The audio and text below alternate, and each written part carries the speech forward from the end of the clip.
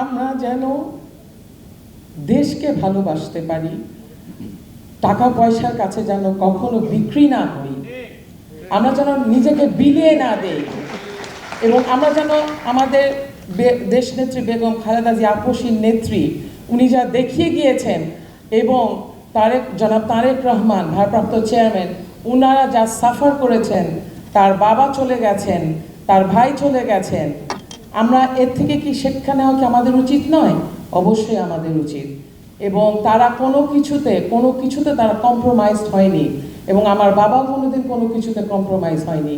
তো সেই জিনিসটা নিয়ে আমরা যেন সামনে এগোতে পারি, একটি ফ্রি অ্যান্ড ফেয়ার ইলেকশনের দিকে যেতে পারি, এবং যেটা জনগণ চায়, দেশ চায়, সেইভাবে যেন ইলেকশনটা হয়, তাহলেই কিন্তু ভালো সরকার গঠন হবে এবং ভালো দেশ পাবো আমরা, এবং আমাদের নৈতিক চরিত্র আমাদেরকে বদলাতে হবে দেশের খাতিরে, নিজের খাতিরে।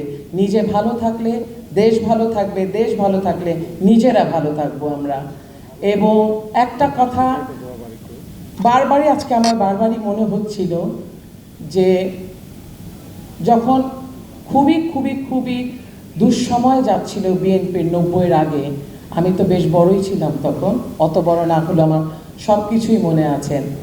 তো বেগম জিয়া আসছিলেন আমাদের এখানে, বেগম সাহেবাকে খালি একটা কথাই বলেছিলেন, she was very puzzled at that time, because অনেক অনেক বড় বড় নেতারা চলে যাচ্ছিলেন দল ছেড়ে।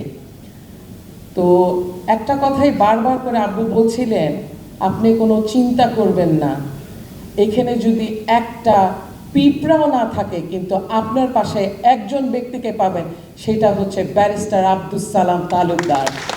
সেই দৃঢ়তা নিয়ে যেন আমরা যারা বিএনপি করছি, ভিতরে এবং বাইরে থেকে এবং সামনে থেকে, অবশ্যই যেন সেই জিনিসটা আমাদের নিজেদের মধ্যে ধারণ করে আমরা যেন এগিয়ে যাই।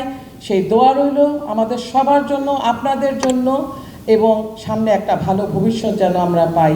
এবং ইনশাআল্লাহ বিএনপি পাওয়ারে আসবে, ইনশাআল্লাহ দেশে রাজ করবে, এবং সুদিন সামনে নিয়ে ইনশাআল্লাহ বিএনপি আসবে।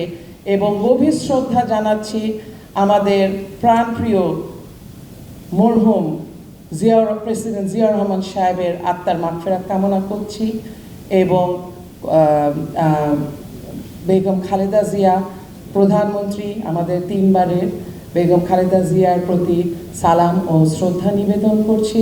জনাব তারেক রহমান দেশনায়ক ভারপ্রাপ্ত চেয়ারম্যান, তার আসার অধীর আগ্রহে আমরা আছি, এবং শ্রদ্ধা নিবেদন করছি, সালাম জানাচ্ছি, এবং আরাফাত কোকো রহমানের বিদেহী আত্মার মাগফিরাত কামনা করছি। সর্বশেষে আমার বাবার বিধি আত্মার মাগফিরাত কামনা করে আপনাদের সকলকে আরেকবার ধন্যবাদ জানাচ্ছি। সবাই ভালো থাকবেন, ঈমান আমানের সাথে থাকবেন, দেশকে ভালোবাসবেন, দেশকে এগিয়ে নিয়ে যেতে সক্ষম হবেন, এবং বিএনপির সাথে থাকবেন। সালামু আলাইকুম। বাংলাদেশ জিন্দাবাদ, বাংলাদেশ জাতীয়তাবাদী দল জিন্দাবাদ।